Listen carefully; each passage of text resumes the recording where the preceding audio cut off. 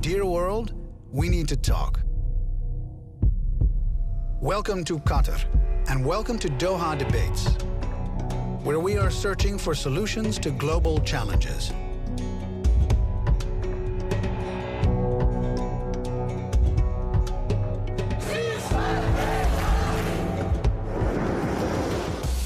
We have to rethink the wild beast that is capitalism.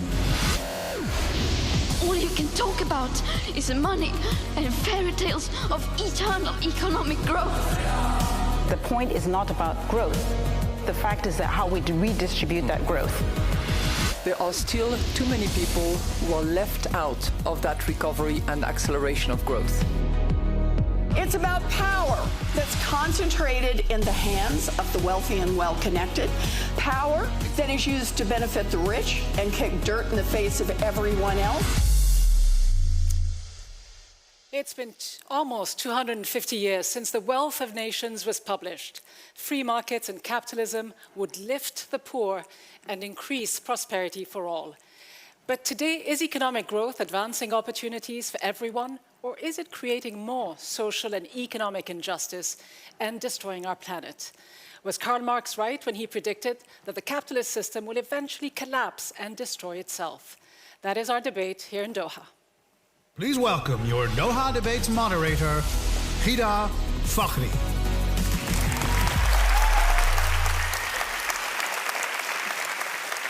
Hello everyone, a very warm welcome to the fifth in our series of new Doha Debates. Today, as we just said, we'll be taking on the challenge of capitalism as a sustainable economic model.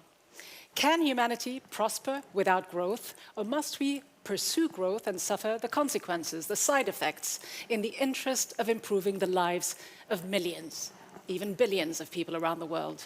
Some say a free market economy means the poor become less poor. Others believe that growth is actually widening inequalities and destroying our environment. A third camp argues that transformation of that system is possible. More regulations, greater inclusivity, and a less hypocritical version of capitalism is in order. Well, today we'll be hearing from three experts, each with a very different idea for a solution and a distinct approach to a subject that is hotly contested in protests and civil unrest across the world.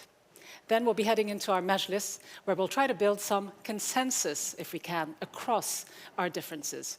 We are live from Northwestern University here in Doha, Qatar, and we're also live streaming on Facebook, Now This, YouTube, and Twitter. We, of course, want you to join the conversation as well. So let's go straight to our correspondent, Neloufar. Tell us everything we need to know. Thank you, Rida. Yes, as ever, I welcome you. Those of you who are watching online, we have a lot of debate to get through. Our speakers are ready, Rida is ready, and our student audience is ready. But I'm always keen to hear from you, wherever you are in the world. If you're watching this, get in touch. If you feel passionately about what is being said on stage and you have your comments or questions, just use that hashtag #DearWorld, or make sure you tag us in your posts.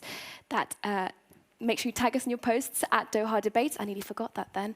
And we will be able to find your tweets, and Rida, I'll be able to present them to you so you can engage with them as well. And I look forward to that, Nell. But before we begin, let's take a quick look and see what we actually mean by capitalism.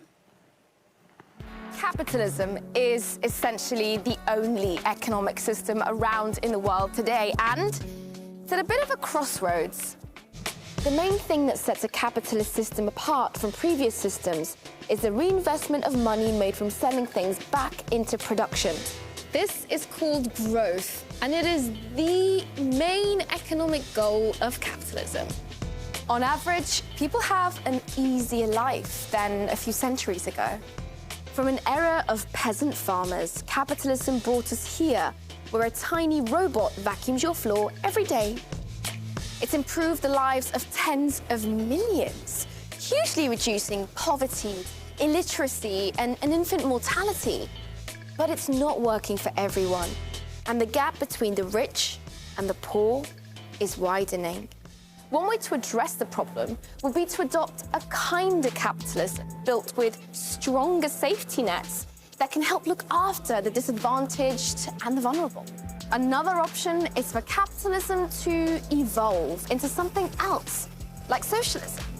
Of course, A viable option is to continue on the path that we're currently on, to prioritize growth over everything else.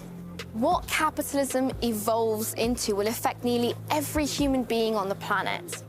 The good news is that we can choose how society is structured. But we need to decide carefully and soon. So then, do we continue with business as usual, or do we rethink fundamentally what capitalism means, which is obviously something different to different people? So what are then the arguments for and against capitalism? Well, joining us here today, it's a pleasure to have three experts on the topic: Jason Hickel, Ameenah Gurib-Fakim, and Anand Giridharadas.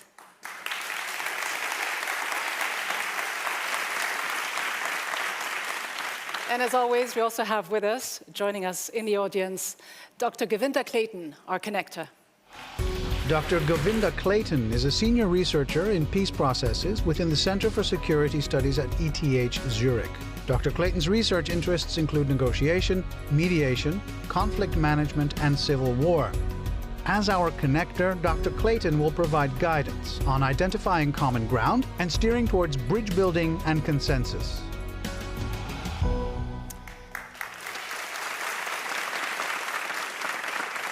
So then, that is everyone. Time now to hear from our first speaker.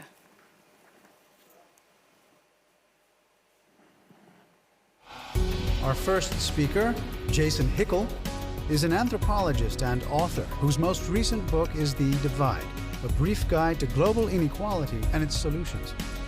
Originally from Swaziland, Jason focuses on global inequality and ecological economics.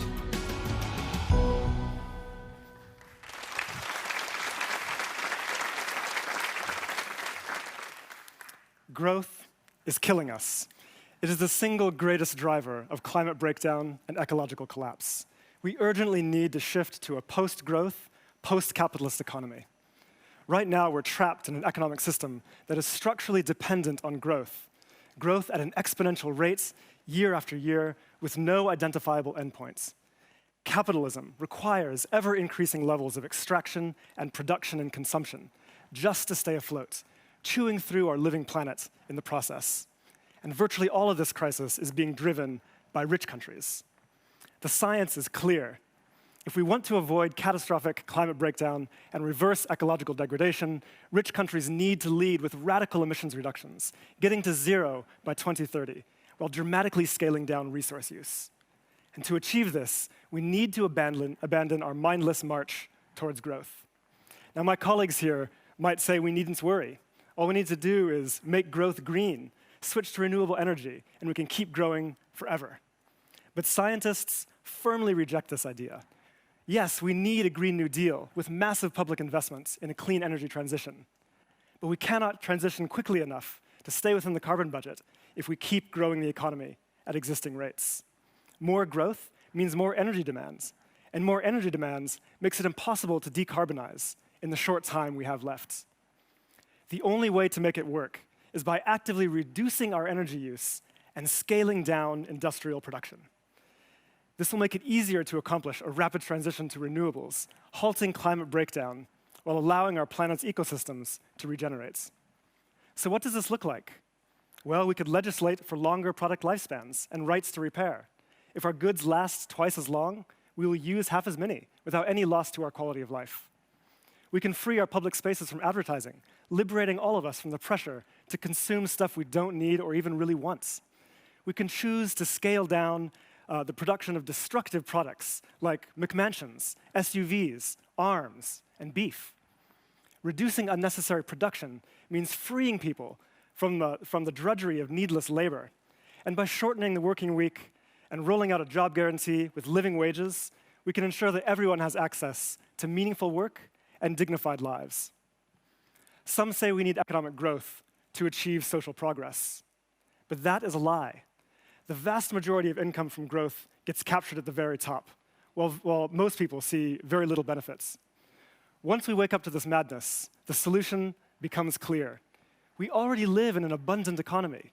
We don't need more growth. We can achieve progress right now without any growth at all, simply by sharing what we already have more fairly. Justice is the antidote to growth. So we can maintain our mindless devotion to the dusty dogmas of the status quo, sacrificing our future and our planet on the altar of capital. Or we can throw off the shackles of this irrational system and build a better, more just, more ecological economy for the 21st century. We have a choice before us: growth or life. Thank you.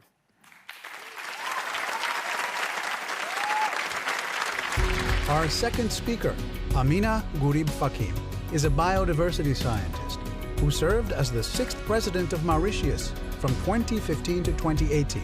Ameenah was the first woman to be head of state in her native country.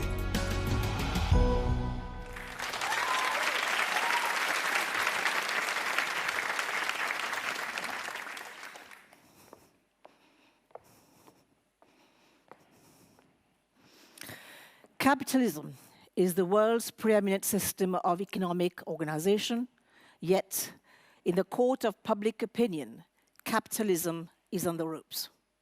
You've heard my fellow guests talk about the flip side of capitalism, with its effect on whole economies and people. Let me try and paint a different picture. Growth matters. So does its quality. Without growth, there can be no sustainable development. As the former president of a country, I have seen the positive transformation linked to economic growth. My island nation country has been transformed since independence 51 years ago. It is now an upper middle income country, and we have done this by prioritizing economic pillars with people-centered investments. Economic growth fuels the economy and improves livelihoods.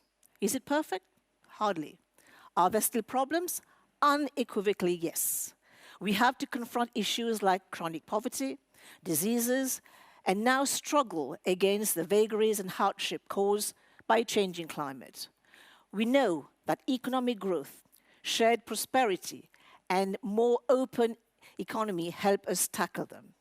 So, in direct opposition to protectionism and isolationism that is coming out of the United States, Africa has gone the other way and has created the world's largest free trade area since the establishment of the World Trade Organization in 1995. It came into operation in May 2019. I can safely say that Africa is on the move. When I say on the move, I mean with economic growth, the contested subject of tonight's debate. In recent years, Africa's average annual GDP growth has consistently outpaced the global average and is expected to remain at least 6% until 2023. 6 of the world's 10 fastest growing economies are in Africa. By 2035, Africa, the youngest continent, will be the source of a global labor force with implied potential for growth and savings, thus impacting poverty reduction. By 2050, the richest 10% of Africans, that is 250 million people, will drive a nearly 5-fold expansion in the demand for consumer goods and services. This is why broad-based, inclusive economic growth is vital. Fortunately, Africa's governments are developing the required infrastructure and institutions, even as political leaders are implementing reforms aimed at improving the business climate. And reforms are happening, with 5 of the 10 most improved countries in Africa, and most of all recorded reforms occurred in sub-Saharan Africa. And I would argue further that growth also ensures innovative reforms. There is no doubt that we prosper with growth. Inclusive growth has and will remain key to leaving no one behind and build a prosperous future for the benefit of all. Thank you.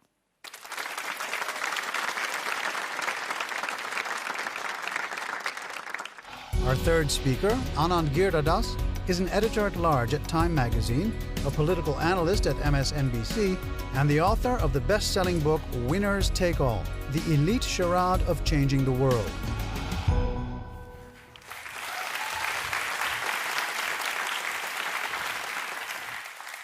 If you ask me what I think about capitalism, I would say maybe it's something we should try. Because free market capitalism, we're talking about tonight, is not what we actually have in its supposed epicenter, America, where I live, and about which I write in Winners Take All, a model America is exporting to the world. What we have come to know as capitalism isn't really capitalism. If capitalism is defined by a rugged confidence in one's chances in the marketplace, in the souk of information or ball bearings or coffee, what I see around me is something defined instead by slouching insecurity. The most lionized capitalists of our time are a group of mostly men, profoundly insecure men, terrified by the prospect of competing in a genuinely free and fair market. The bankers who plunged the world economy into the abyss weren't confident about their chances in the market, which is why they rigged regulations and tax codes to give them undue advantages and immunities. The oil companies that have given our planet a terminal diagnosis aren't confident about their chances in the market without rigging policy and using bribery and violence and spreading fraudulent pseudoscience. Many of them would be extinct. The monopolists and would-be monopolists of Silicon Valley aren't confident of their chances in the market. Otherwise, they wouldn't donate to politicians and spread a phony image of themselves as saviors to avoid regulation and being broken up. A capitalist self-image of swagger masks a capitalist reality of self-doubt.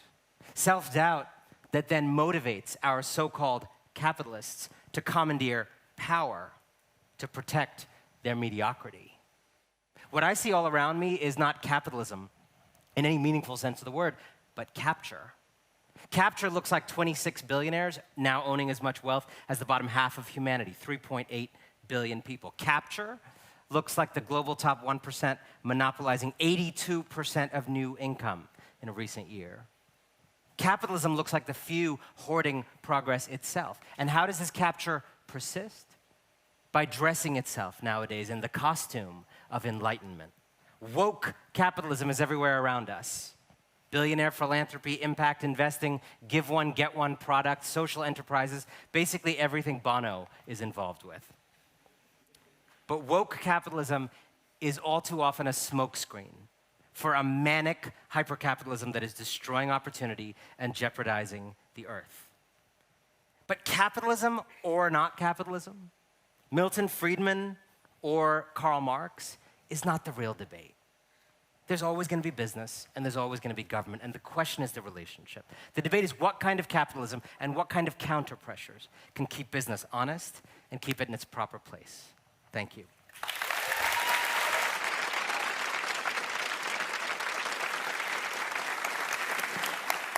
All right, so we now had the opportunity to hear from all three speakers with me here on stage, very different perspectives. Perhaps I could quickly summarize the essence of what each position represents. In the case of Jason, very clearly, he says that growth is killing us. We need to stop growth. He believes the answer lies in a radical departure from capitalism, which he believes has failed to deliver on the promises. Ameenah, on the other hand, believes that growth is actually vital. We must embrace it. Yes, there are problems with capitalism, but it's the best option out there. And Anand, finally, somewhere in the middle, dare I say, growth isn't the problem. We need to redistribute the wealth. So Anand, not suggesting that we do away with capitalism, but not suggesting a tight embrace either. So let's now hear what you think about these three very different positions. It's time to vote. We need your input to find common ground among the speakers.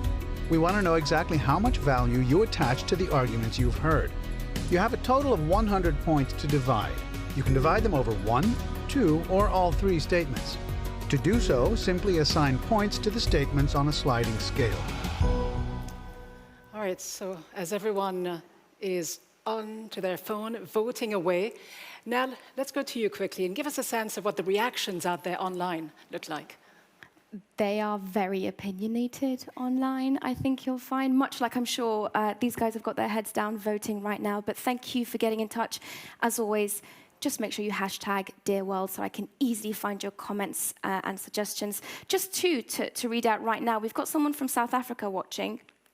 It's Rhoda, and Rhoda says, Doha Debates, a lot, it's never enough, as in growth is never enough.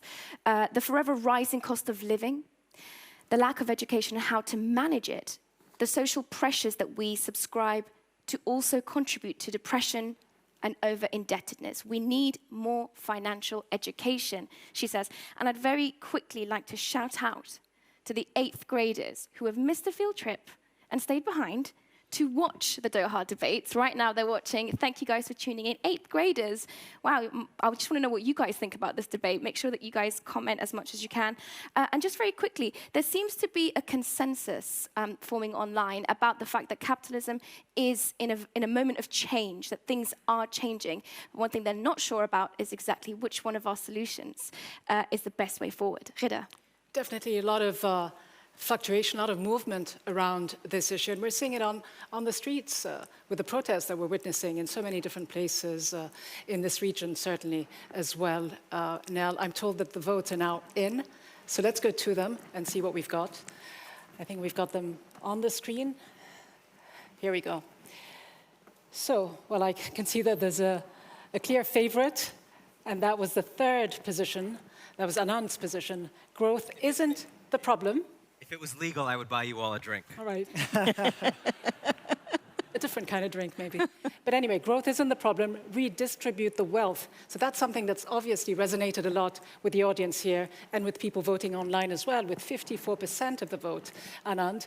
Whereas the other 2 perspectives gathered way fewer votes. And we'll see whether that can actually shift when we begin to delve deeper into your arguments. Let's see how much you can actually sway the audience one way or the other. And that is what happens when we get into our next phase of the debate. Welcome to the Majlis, a traditional Arab consensus-building practice. The focus of the Majlis is to welcome critical conversations and reach solutions. Ghida will encourage our speakers to bridge differences and find common ground. So let's see if we can find common ground on such a hot topic as this one. Ameenah, you ran a country, an entire country, an island nation, Mauritius, of about 1.2 million people. If you'd known Jason before today, would you have hired him as your economic advisor? Or would you have fired him the next day? Jason's view, they are relevant to some extent. But when you're running a country, and the way my country has been run since independence, I would go with what Anand has said, because this is exactly what we have practiced. You know, when Mauritius got independent in 1968, the per capita income was $200 US, and 51 years later, we're just under 10,000. How did we manage to do this has been through a series of very strong decisions that have been taken, but more importantly, we have learned upfront to distribute the wealth. Right? We have given free education, we have given free healthcare, we have invested in the social welfare as well, and started with important decisions like family planning upfront. And right now, as I speak, about nearly 30% of our GDP is invested into these major pillars. And so I totally agree with you when you said that there is to redistribute the wealth, but we are now at a crossroad of how to increase growth, precisely so that the youth do not get left behind, in as much as we need now to create new pillars through growth to actually absorb unemployment. So I gather it's fair to say that you wouldn't have let Jason run the Treasury Department under your administration. But Jason, let's presume, for argument's sake, that you did get the job and that you in fact lasted in the job for a few days. What would you have done differently? How compelling a case could you make against the statistics that Ameenah presented in the case of Africa? Capitalism has, on the whole, been good. I'm very glad you asked, because actually I would probably agree with Ameenah on this, because my argument here is not that poor countries should abandon growth, but rather the rich countries should, right? And this is actually a question I would put directly to Anand as well. So yes, we need to reform capitalism in America, but do you think that the US, with its existing extremely high levels of resource and energy use, should continue growing resource and energy use? That becomes a key question we have to address. And so as far as poor countries go, they should absolutely pursue growth to generate the resources necessary to invest heavily in healthcare and education, right? But growth should not be the objective in and of itself in perpetuity. But how can you do that if you're suggesting that we stop growth? I mean, how can you grow the economy? How could you grow the health sector? I'm not suggesting that poor countries should stop growing. And so on. I think poor countries should continue growing. Right. Of course, the objective should not be growth itself, but should be to grow certain sectors of the economy that need to grow for social benefit, right? But for rich countries, this is my question here, right? Rich countries have extraordinarily high, deeply ecologically catastrophic levels of resource consumption, okay? And these are the countries that need to scale down their impact on our planet to create space for other humans to thrive, because that's not happening right now, and it needs to. Anand, do you think that Jason lives in a utopian world, in a fantasy world? Can we stop economic growth if we even wanted it? I think when we have an all-or-nothing conversation about capitalism, we are playing into the hands of extreme capitalists. This is a rhetoric that comes from Wall Street. You either leave us alone to practice manic hypercapitalism, in which every 10 or so years we will tank the world economy. Sorry. Either you leave us alone to do that, to run that kind of casino economics, or you get your light rail, and your government programs are going to lead you directly to the gulags. That's what they want you to believe, right? That's how it starts. One day you make a little light rail system, little public investment, you get into the light rail, and you're just in the death camps, right? It's all or nothing. And the reality is, and I'll speak as a reporter who has done this work, I have been to many different places in the world that practice all levels of capitalism, right? That practice variations. You have kind of state-managed authoritarian capitalism in a place like this, or China.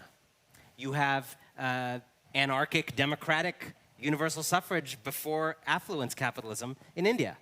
You get a different set of outcomes. You have in Europe, Northern and Southern Europe, very different models. And everybody gets different outcomes. So instead of this, we've gotten to a weird place in the world where we have a greater understanding of gender fluidity today than of capitalism fluidity. There is a whole set of choices we could make about the kind of capitalism we should have. And that's the conversation we should be having.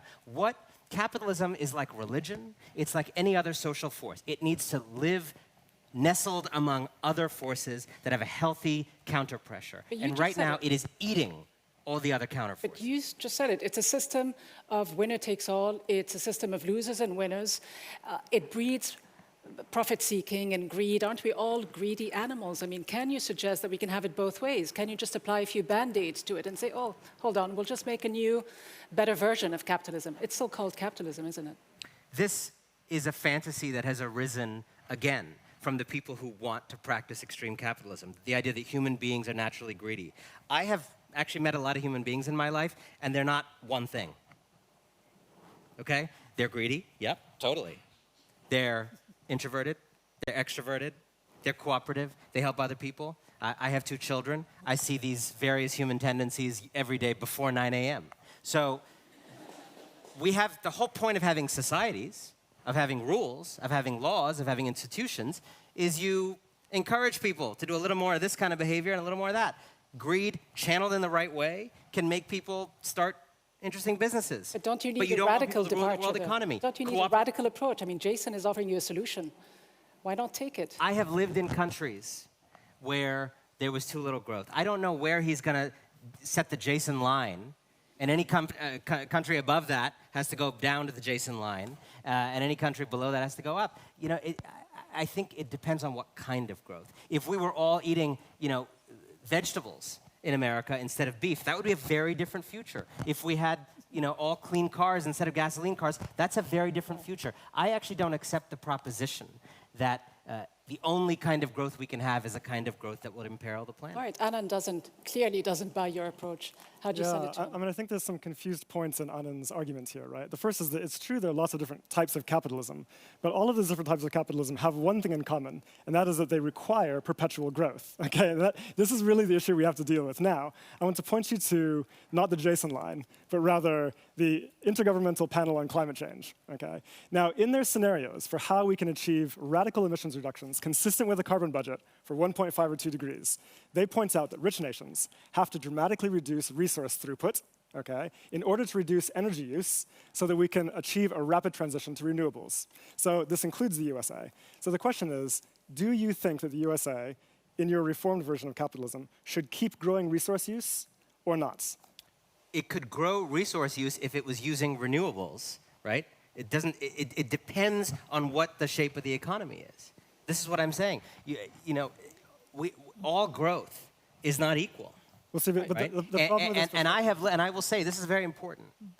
I was a reporter in India for the New York Times for many years, and I saw what growth means to people. As Ameenah pointed out, I saw what it. And I know you're not saying developing countries need to stop, but I think we are using the idea that we are growing in a bad way to attack the notion of growing at all. Yeah. I was in the Netherlands last week, and they are growing in a very different way than the United States, with vegan restaurants everywhere and clean cars everywhere. I think it makes no sense to say that both of them are equally on a bad path. Let me ask someone who was in a position to actually affect change. You just heard it. Is it going to be poverty reduction or carbon reduction? What would you choose? What would be your priority? You know, Anand has just made the point that about growth and renewables. Increasingly, especially if you look at renewable energy, it has been shown that growth is possible by adopting alternative ways of generating energy. Very often we are stuck with the idea that capitalism means using fossil fuel, using all these exploitative extractive techniques and all the rest of it. But increasingly now, many gurus, economic gurus, are also showing that growth is possible by using renewables.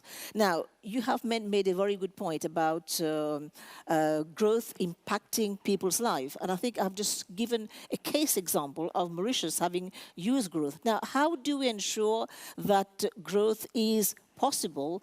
You mentioned the United States growing using infinite growth. Very often within the economic system, at least we've experienced it in Mauritius, when growth is happening in the north, it tends to pull people up from the south. Now, having said something very important in terms of human greed, I mean, this is again, I think, which is the bottom line of the problems arising with capitalism.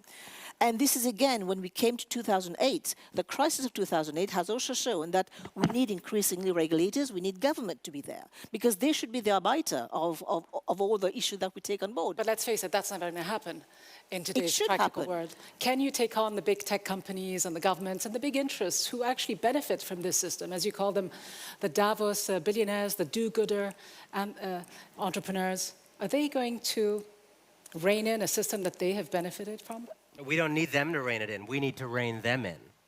And here's how we do it.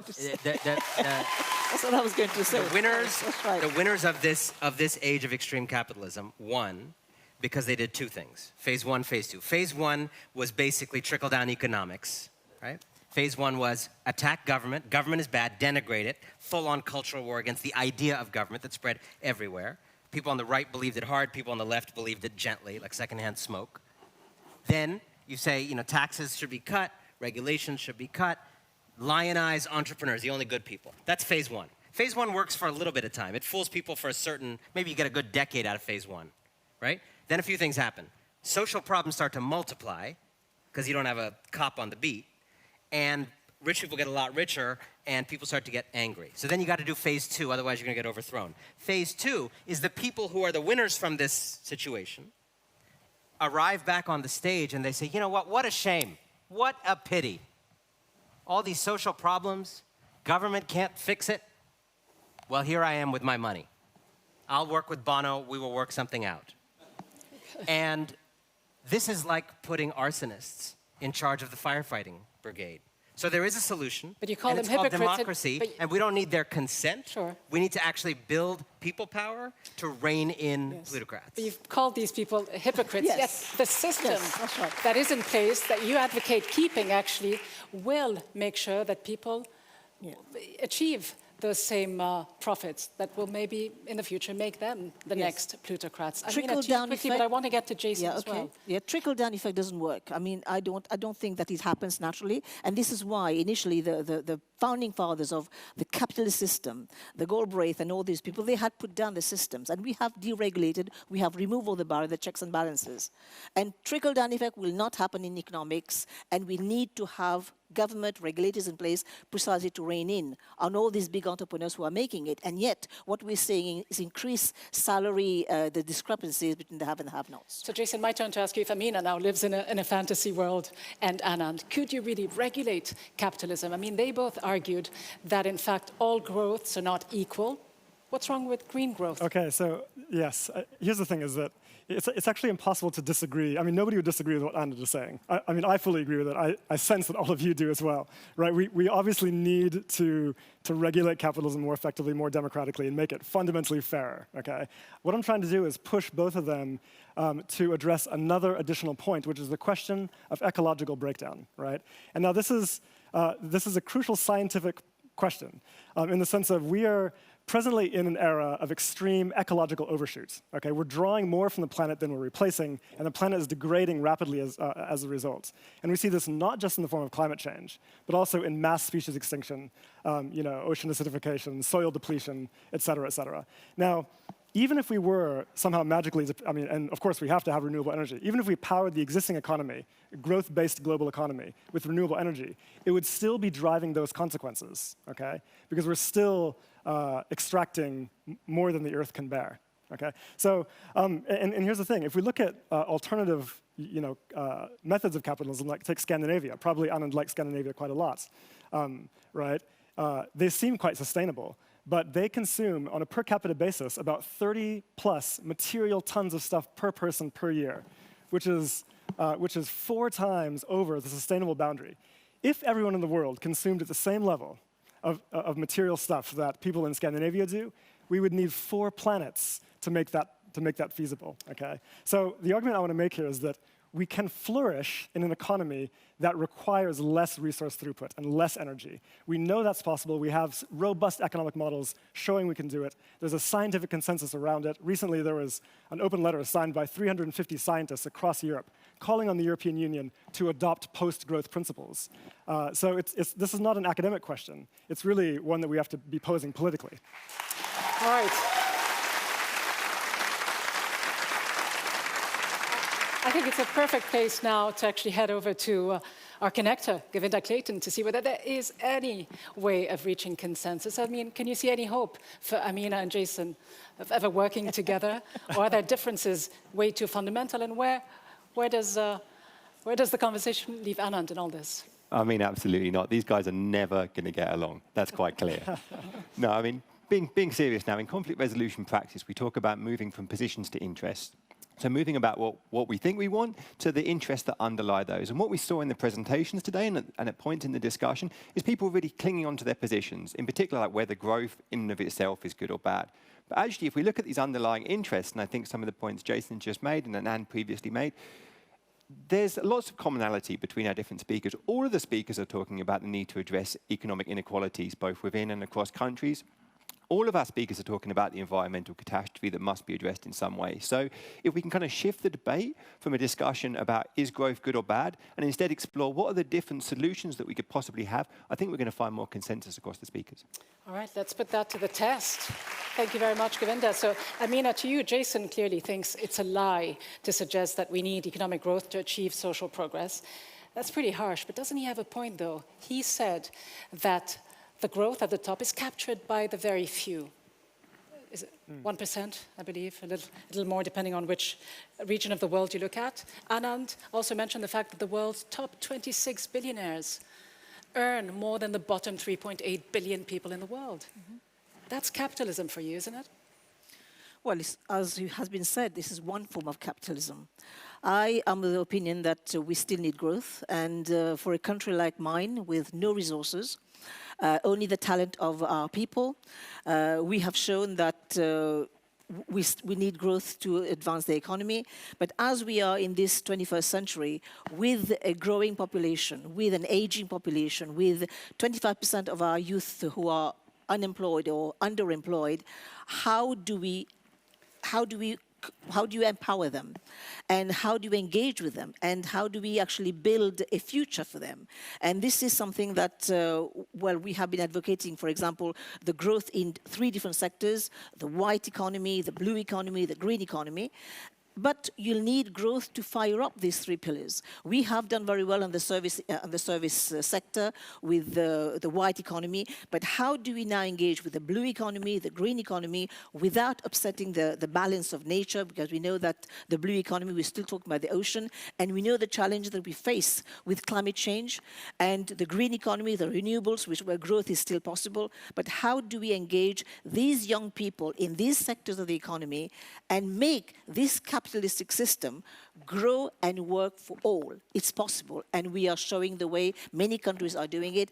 You're talking but is about... it really? I mean, you look at the United States, Yes. Anand, you live in the United States. We see a wave of young people galvanized around candidates these days in politics who are running on the platform that they want to reverse economic inequality. We've all heard about AOC's Green New Deal. We also know about Bernie Sanders, who is self-described as a democratic socialist. Yes, yes. I didn't realize clearly Bernie young was people going to win the Qatar primary. Well, clearly. He's got That's some an followers here. improbable outcome. No, but clearly, I mean, is it right to suggest that young people are okay with the capitalist system that they have? But I think, again, this is something that we have to really look at capitalist system and the growth. And what models have shown, in fact, economists, Nobel Prize winners have shown that when you have a distributive system whereby the 80% can still draw from, the system that the economy can share, it is a winner for all. And there are so many other models like this. I think what we also need to do in this conversation is step back and define growth in a way that is not a banker's idea of growth, okay? Right now, the way the rules are set up, the way the scorecard is set up in the game, the activities you get positive credit for, GDP credit, because that's the scorecard we're using, are like if you cut down a tree and sell it, that's good, you get points. But if you use wind energy, like you get the same number of points, if not less. If you extract oil from the planet, you get points. If you sell people medications for anxiety, you get points. But if you create an economy that makes people less anxious, you don't get points. And there's been really interesting initiatives out of France and elsewhere to rethink GDP so that we would actually have a growth scorecard that reflects the noble aspirations of having people have more calories when they need them and have less anxiety, and people would actually start to have a growth that reflects human flourishing and not resource extraction. I just don't think resource extraction is the only plausible definition of growth. Are we placing too much on GDP? I mean, Bhutan back in the 70s moved away and rejected the notion of measuring progress through GDP. It moved to something called the GNH. Yes. But is that a practical measure? That's the gross national happiness, where you take into account so many different aspects of people's lives. Yeah. In fact, there are a number of alternative measures we can use. There's a genuine progress indicator, which starts with GDP and then subtracts social and ecological negatives, right? And so we could do that. And of course, I emphasize that this is an important first step towards moving towards a post-growth economy. But we cannot be agnostic about what I'm saying is the important dimension of growth that we have to look at, which is resource use and energy use, right? Because that's what matters ecologically speaking. So yes, let's shift to an economy that focuses on what we actually want to achieve, definitely. But if resource use continues to grow in that economy in ecologically destructive ways, then that's a problem, and we have to face up to that. So, whatever we measure, I'm fine with that. But as long as we are bringing our resource use and energy use back down to within planetary boundaries, that is what a post-growth, post-capitalist economy looks like. So let me bring in the audience. If you could please get ready to ask your questions. We've got 2 microphones on either side of the auditorium. But before we get to you, but please do go ahead to the microphones and we can get started in a second. But just a very quick yes or no question to each of you. Do you all agree with Karl Marx's fundamental belief that capitalism inherently had negative side effects, evil side effects, and that it ultimately is going to collapse onto itself? Are we beginning to see the end of capitalism as we know it? Just a very quick yes or no. Anand? Yes, but I think we can save it from itself and make a humane version of it. Ameenah? We need a rethink of capitalism because the tools that have been used to make it, these are not the same tools that we use to solve the problems associated with it. Jason? I think that capitalism was useful in some respects in the 20th century, but it's not suited for the 21st century, and we need to evolve and innovate towards something better. All right, we've got a few people ready to ask questions. Let's go over to you. I want to ask, in a constant development in the world currently, in a world of constant development, I want to ask, is infinite growth or economical growth possible in a finite world? Is it bound to stop at a certain point in time? Thank you. And who is this question to? Shall we? I would suggest to the lady in the To Ameenah, a biodiversity scientist. Good question for you. Do you accept that any form of growth on a planet with finite resources is a problem? Well, first of all, I'm not very happy with the term infinite growth. We need growth. We need growth. The resources are going to be limited. Yes, we are living, as I said, we'll agree that there is only planet A, there's no planet B. But how do we now adapt the tools that we have to generate growth within the limited resources that we have, because the resources are not infinite. How do we adapt, as I said just now, the tools that have generated capitalism? They're not the same tool that will solve the problem associated with capitalism. So we really need to relook at the way we are consuming. We need to relook at the way we are using and reutilizing the resources, recycling the resources. So these are some of the tools that we have to rethink, the concept we have to rethink to generate growth within a system where the resources are limited, it is not finite. And models, energy models, for example, the food consumption model, we have so many other models exist. The thinking is happening, it's on the go. But we really need to ensure that it is accessible and people buy into this idea. All right, on to another question, please. Thank you. I have two questions, two specific to two people for you, Anand. It's a question evaluating the role of foreign aid in a country's economic growth.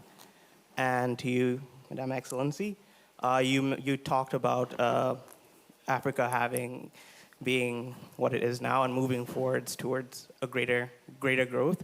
But my question to you is very specific, that how can other African countries develop if countries with double taxation agreements like Mauritius act as tax havens for multinational corporations?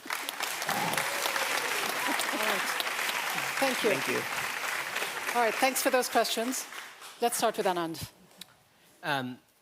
First of all, I'm disappointed you didn't also call me Your Excellency, but I'll deal with that.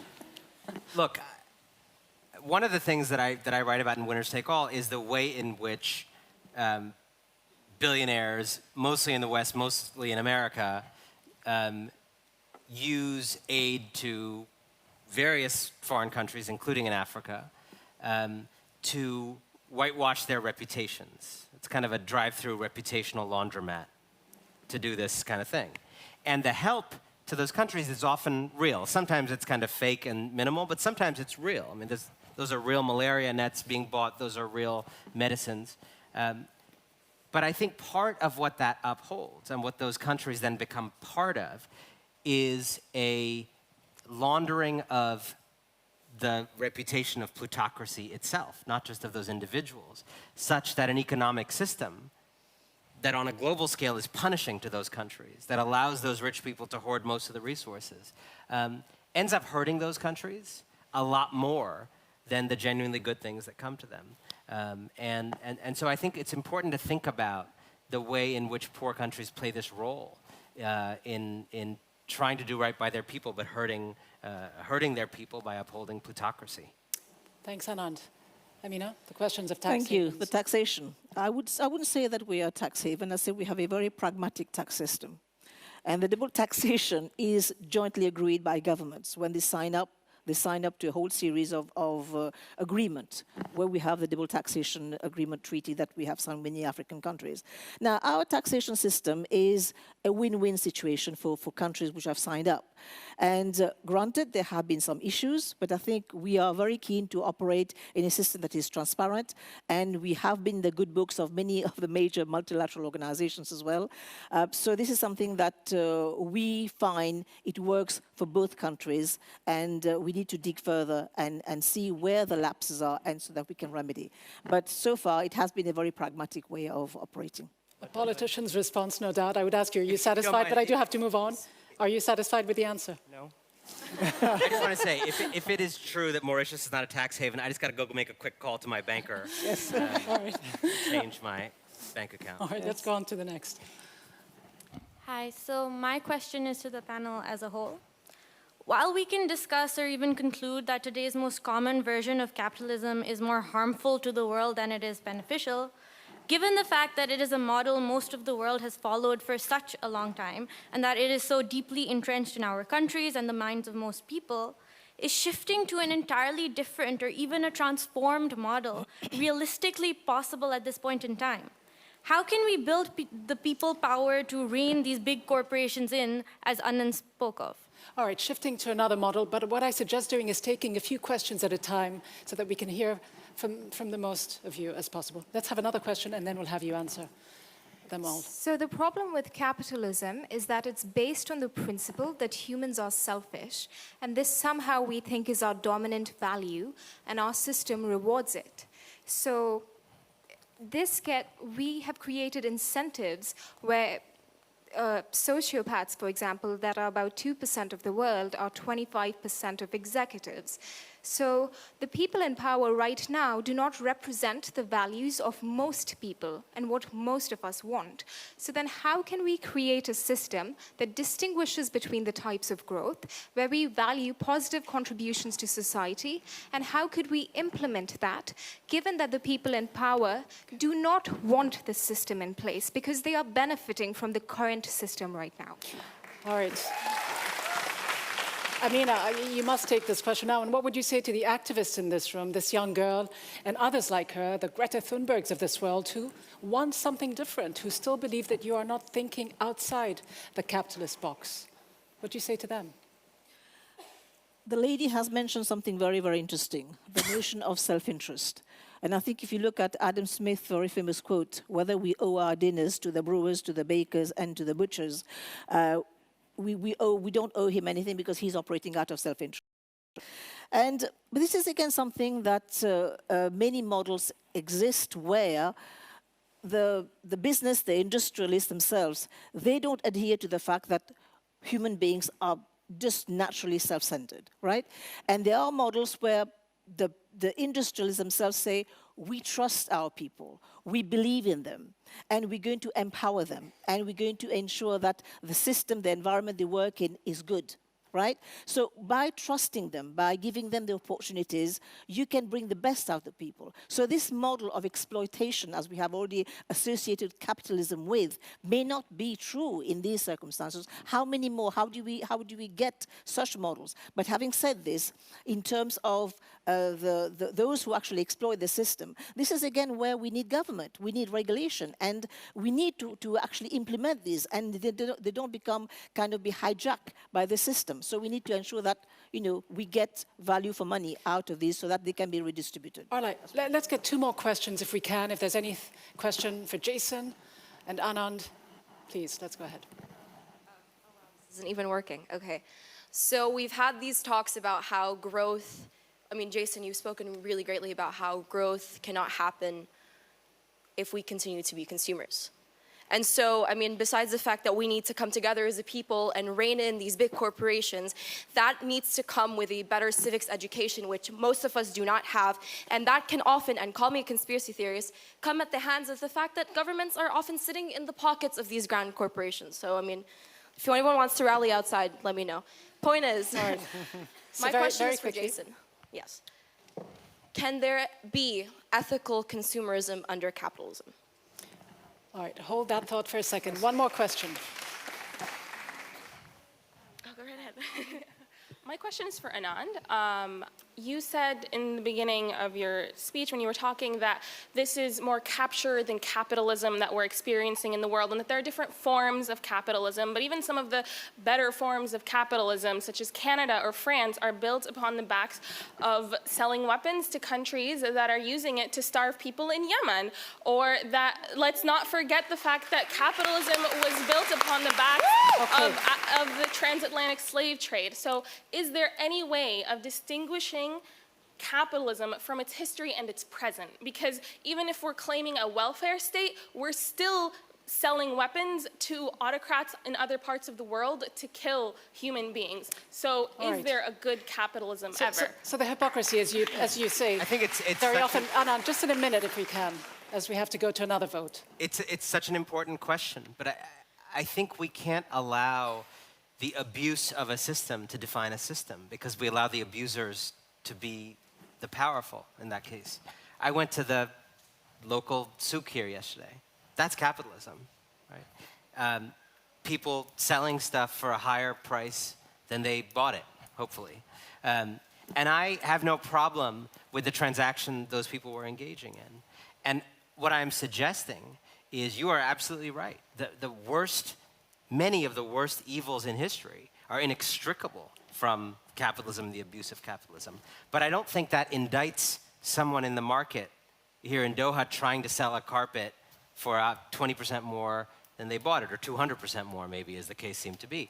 And so I want to separate the abuse from the possibility of saying, yes, it is fine that most people need to make a living and sell things at a higher price than they buy them, but that should not rule us. That should not be an ideology that dupes us. That should not justify exploitation. That should not justify poverty. I must interrupt you. Forgive me, just in the brief minute that we have before we go to the vote, Jason. Well, is it okay if I jump in on the carpet seller idea here? Because, in fact, I'm not sure that's the best example of what capitalism is, in fact, right? So what that is it's a way of exchanging goods and services that humans have been doing forever. But capitalism is a recent phenomenon, only a couple of 100 years old, right, that is organized around perpetual, indefinite growth. So the purpose for the carpet seller is to sell enough to have enough money to feed his children and put them through school, et cetera, right? Not in order to expand into a global empire and force us all to buy carpets by advertising aggressively on Facebook to buy carpets we don't need and don't even really want. Jason, thank you. Ameenah, I'll come to you in a minute, but give me a second. Yeah, just give me a second if you would. I think some of the stores did have Facebook stickers on the outside. It's hard to stop this conversation, but give me just a second. Just 1 second about the ethical consumerism, right? Okay. And ethical consumerism, again, can be regulated through certification. This is where consumers have a key role to play, because they can make or they can break. All right. So, okay. Well, we heard the arguments, and I'm sorry to have to cut them short, but let's see if anyone in the audience and those people online watching us have actually bought into them. Let's do a quick second vote before we close this debate. And while you all vote, Nell, tell us what else you're hearing out there. I mean, it's getting quite hot in here. There's a lot of opinions being shared, but I've got to say, Rida, people are watching from all over the world. We've got here people from Canada, from California, from Lebanon, in Qatar as well. And lots of people are gathering around that point that Dr. Clayton made, which is we need to make sure that we all are saying the same things when we're saying certain terms. So when we're talking about capitalism, what do we mean? When we're saying growth, what do we mean? Because people are confused about whether you agree, Jason and Anand, or disagree. There seems to be some sort of conflation going on. I'll tell you roughly just some of the tweets that caught my eye, and thank you guys again for using that hashtag #DearWorld at Doha Debates. One of my favorites so far is one from Lebanon. It's Paladin, who describes himself as a bit of a debater online, and he said, we need heavily regulated capitalism if it is going to work at all. The system is rigged to the ultra-wealthy. So I think there's a point for Jason there. I'm just going to give you one more that I really love. We've got some people watching in our shared studios portals in Sweden. Hello, guys. Thank you for tuning in. And a really good point made here by Ron van der Sturen. And he says, capitalism is not suited for the 21st century and needs to evolve. So that word evolve keeps coming up. The idea of corruption keeps coming up. All of these things seem to be very important. And we've got some people who are commenting on Instagram as well. One more. Here we go. We've got time for one more on Instagram. Right. If I can a very find quick it. one, actually. We do have the results now. Oh, brilliant. I'll be very quick. The two words that seem to be most important on Instagram are power and accountability, which is something that I hope our speakers can talk to in their closing arguments. Thank you, guys. Okay, thanks so much, Nell. Let's quickly have a look and see if anything has changed since we first began this discussion. So that was the earlier vote, as you remember, Anand, with more than 50% of the vote, 24 and 20 for Jason. So I have to say, Jason, your position has really taken off. Growth is killing us, top growth. That is something that has really resonated, as you can tell, 44%. Anand, yours has gone down. The guy who is against growth is the only guy who grew. I mean, that's the irony. But Ameenah, you still have a lot of work to do to convince everyone here. So very quickly, in a minute or less each, 30 seconds would even be better, what would you say are the sacrifices that we all have to make, big and small, to make this alternative system work? Yeah, I don't think this is about us making personal sacrifices necessarily. Okay, I mean, of course, we need to consume less in our personal lives, but that's not going to solve the problem. What we need to do is organize to create a fundamentally different kind of economy, one that is fundamentally fairer, more just, and more ecological. And that's not going to happen if we sit alone in our flats and try to consume better. Okay, we need to build political movements, bring new ideas into the mainstream, and build a fundamentally better economy. All right, Ameenah, young people they crave this other system, more fair, more equitable, more inclusive. Are you still going to tell them that the answer lies in capitalism? The answer lies in capitalism. We need to have growth so as to generate the resources, but the bottom line is that we need to have a shared practice of sharing the fruit of the growing economy. Anand, your priority? Don't click, join. All right. Yeah. It is the construction of people power that is too overwhelming for plutocrats and corrupt leaders that will truly change the future. And we think we're civically active when we're online. We're not. Join something. Yes. Okay, well, a very, very good note on which to end this debate. Thank you to all of our fantastic guests, Jason, Ameenah, and Anand. And of course, thank you all for joining us with your questions, thoughts, and ideas.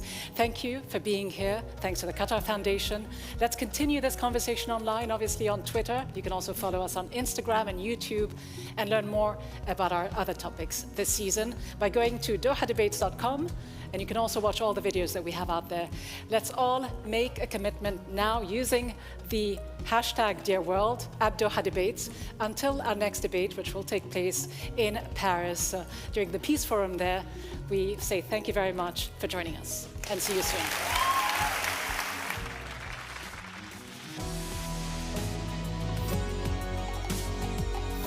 Going again to hear like learn something. Conflict resolutor.